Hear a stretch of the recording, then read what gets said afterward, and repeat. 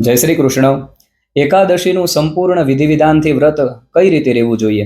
શાસ્ત્રમાં એવું લખેલું છે કે દશમની રાત્રિથી ભોજનનો પરિત્યાગ કરી ભગવાનનું સ્મરણ કરતા કરતા શયન કરી જવું જોઈએ.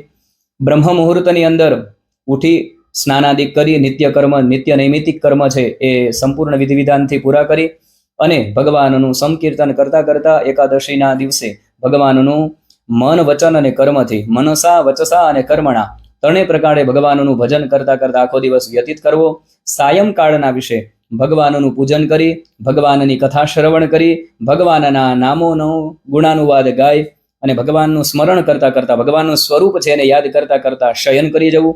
સવારમાં એટલે કે દ્વાદશીના દિવસે બ્રહ્મ મુહૂર્તમાં ઉઠી સ્નાનાદિક કરી નિત્ય નૈમિતિક કર્મ છે એમાંથી પરવારી અને સવારે પારણા કરવા એટલે કે કંઈક ભોજન લેવું, એને એકાદશીનું સંપૂર્ણ વિધિ વિધાનથી વ્રત રહ્યા કહેવાય.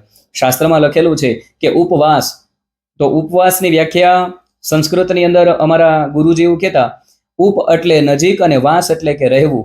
જે દિવસે ભગવાનની નજીક રહીએ આપણે મન વચન અને કર્મથી, સત્યનું આશ્રય ગ્રહણ કરીએ, સત્યનું આચરણ કરીએ, એ દિવસને ઉપવાસ રહ્યા કહેવાય. માત્ર ભૂખ્યું રહેવું એ જ ઉપવાસ નથી. અસ્તુ.